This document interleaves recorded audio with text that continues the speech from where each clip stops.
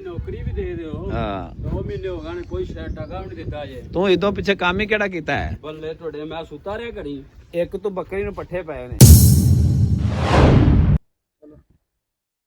अस्सलाम वालेकुम दोस्तों, अक्सर शहरों ਦੇ ਵਿੱਚ ਲੋਕਾਂ ਨੇ ਇੱਕ ਮੁਰਗੀ, ਇੱਕ ਬੱਕਰੀ, ਬੱਤਖ ਇਸ ਤਰ੍ਹਾਂ ਦੀਆਂ ਚੀਜ਼ਾਂ 3-4 ਚੀਜ਼ਾਂ ਰੱਖੀਆਂ ਹੁੰਦੀਆਂ ਨੇ। ਉਹਦੇ ਤੇ ਵਲੌਗਿੰਗ ਕਰਦੇ ਨੇ। ਕਦੇ ਮੁਰਗੀ ਨੂੰ ਦਾਣੇ ਪਾ ਦਿੱਤੇ, ਬੱਤਖ ਨੂੰ ਪਾਣੀ ਕੋਲ ਛੱਡ ਦਿੱਤਾ, ਕਦੇ ਬੱਕਰੀ ਨੂੰ ਥੋੜੇ ਜਿਹੇ ਪੱਠੇ ਲਿਆ ਕੇ ਪਾ ਦਿੱਤੇ। ਬੜੇ ਲੋਕ ਉਹਨਾਂ ਦੇ ਵਲੌਗ ਵੇਖਦੇ ਨੇ। ਸਾਡੇ ਕੋਲ ਤੁਸੀਂ ਵੇਖ ਰਹੇ ਜੀ, ਅਲਹਮਦੁਲਿਲਾ ਸਾਡੇ ਕੋਲ ਅੱਲਾਹ ਤਾਲਾ ਨੇ ਸਾਨੂੰ ਇੰਨਾ ਮਾਲ ਦਿੱਤਾ ਹੈ। ਆ ਕੁਰਬਾਨੀ ਵਾਲਾ ਬੱਚਾ ਹੈ, ਉਹ ਵੀ 2 ਬੱਚੇ ਨੇ। ਆ ਗਾਂ ਖਲੀ ਹੈ, ਇੱਕ ਇੱਧਰ ਗਾਂ ਖਲੀ ਹੈ, ਇੱਧਰ 2 ਗਾਂ ਖਲੀਆਂ ਨੇ ਅਲਹਮਦੁਲਿਲਾ। ਉਧਰ ਬੱਕਰੀਆਂ ਵੀ ਖਲੀਆਂ ਨੇ, ਦੂਸਰੀ ਸਾਈਡ ਤੇ ਵੀ ਮਾਲ ਖਲਾ ਹੈ ਕਾਫੀ। ਤੇ ਹੁੰਦਾ ਕੀ ਹੈ ਜੀ, ਜਿੰਦੀ ਇੱਕ ਵੀਡੀਓ ਵਾਇਰਲ ਹੋ ਜਾਂਦੀ ਹੈ, ਉਹਦੀ ਐਕਟੀਵਿਟੀਜ਼ ਕੀ ਹੁੰਦੀਆਂ ਨੇ, ਉਹ ਕੰਮ ਕੀ ਕਰਦਾ ਹੈ। ਉਹ ਜਨਾਬ ਇੱਕ ਦਿਨ ਇੱਕ ਬੱਕਰੀ ਦੀ ਵੀਡੀਓ ਪਈ ਜੋ ਚੱਲ ਗਈ, ਦੂਸਰੇ ਦਿਨ ਇੱਕ ਬੱਕਰੀ ਬੱਧੀ ਹੁੰਦੀ ਹੈ, ਉਸ ਤੇ ਅੱਗੇ ਜਨਾਬ ਮੋਟਾ ਸਾਰਾ ਨਾ ਮਿਨੀ ਜ਼ੂ ਲਿਖਾ ਦਿੰਦਾ ਹੈ ਜੀ, ਮਿਨੀ ਜ਼ੂ ਬਣ ਗਿਆ। ਉਹ ਮਿਨੀ ਜ਼ੂ ਬਣਾਉਣਾ ਸ਼ੁਰੂ ਕਰ ਦਿੰਦੇ ਨੇ। ਮਿਨੀ ਜ਼ੂ ਦੇ ਵਿੱਚ ਕੀ ਹੁੰਦਾ ਜੀ, 3-4 ਚੀਜ਼ਾਂ ਹੁੰਦੀਆਂ ਨੇ। ਬੱਕਰੀ ਹੋ ਗਈ, ਬੱਤਖ ਹੋ ਗਈ, ਭੇਡ, ਦੁੰਬਾ।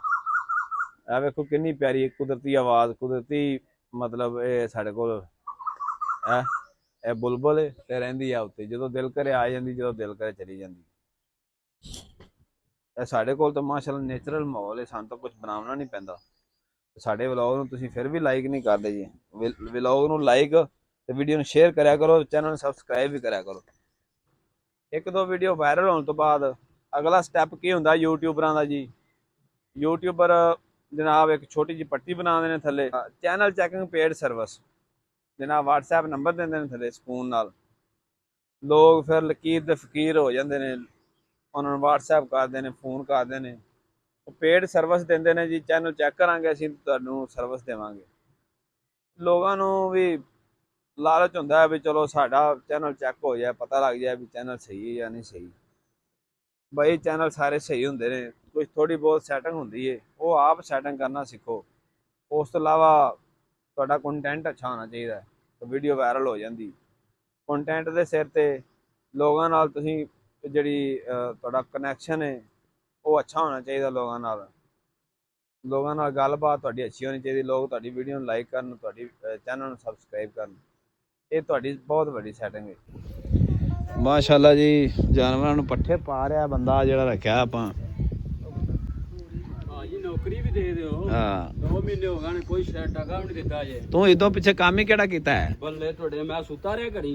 ਇੱਕ ਤੂੰ ਬੱਕਰੀ ਨੂੰ ਪੱਠੇ ਪਏ ਨੇ, मैं डंगर इधर भी ने उधर भी ने सारे ਤੂੰ ਅੰਦਾਜ਼ਾ ਲਾ ਵੀ ਅਸੀਂ ਆਪ ਪੱਠੇ ਪਏ ਨੇ। ਹੁਣ ਕੰਮ ਗਿਆ ਸਾ ਆਪੇ ਹੀ ਖਲਾਇਆ ਸਾਜੇ। ਆਪਦੀਆਂ ਅੱਖਾਂ ਵੇ ਸੁੱਜੀਆਂ ਨੇ ਨਾ, ਤੇਰੀਆਂ ਅੱਖਾਂ ਤੇਰੀਆਂ ਸੁੱਜੀਆਂ ਨੇ ਨਾ।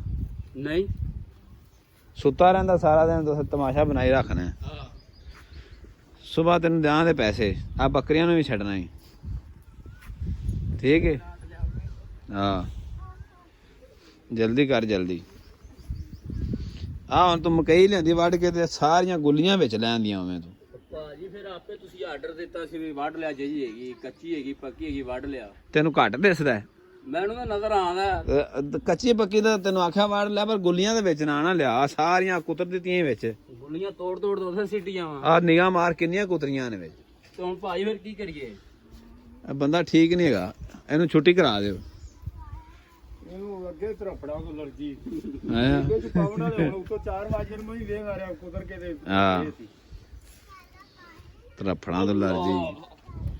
ਉਹਨੇ ਆ ਸੁਨੇ ਅਲੀ ਨੇ ਆਖਿਆ ਅੱਬਾ ਜਾਂ ਤਾਂ ਨਾ ਡੰਗਰ ਵੇਚ ਦੇ ਤੇ ਜਾਂ ਮੈਨੂੰ ਘਰੋਂ ਕੱਢ ਦੇ। ਤੇ ਇਧਰ ਉਹ ਤੁਹਾਨੂੰ ਅਸੀਂ ਹੈ ਨਾ, ਅਸਲ ਤੇ ਮੈਂ ਬਹੁਤ ਘੱਟ ਆਣਾ ਇੱਧਰ ਜਾਨਵਰਾਂ ਕੋਲ, ਇਸ ਵਜ੍ਹਾ ਤੋਂ ਡਰਦੇ ਪਏ ਨੇ। ਇੱਧਰ ਲੈ ਕੇ ਆਓ, ਮੋਟਰ ਵਿਖਾਈਏ। ਮੋਟਰ ਚੱਲਦੀ ਪਈ ਮਾਸ਼ਾਅੱਲਾ। ਇਹ ਤੁਸੀਂ ਮਾਹੌਲ ਵੇਖ ਲਿਆ, ਇੱਧਰ ਨੂੰ ਨਜ਼ਰ ਮਾਰੋ। ਦੇਸੀ ਤੇ ਨੇਚਰਲ ਕੁਦਰਤੀ ਮਾਹੌਲ ਹੈ, ਕੋਈ ਬਣਾਵਟ ਵਾਲੀ ਚੀਜ਼ ਨਹੀਂ ਹੈਗੀ।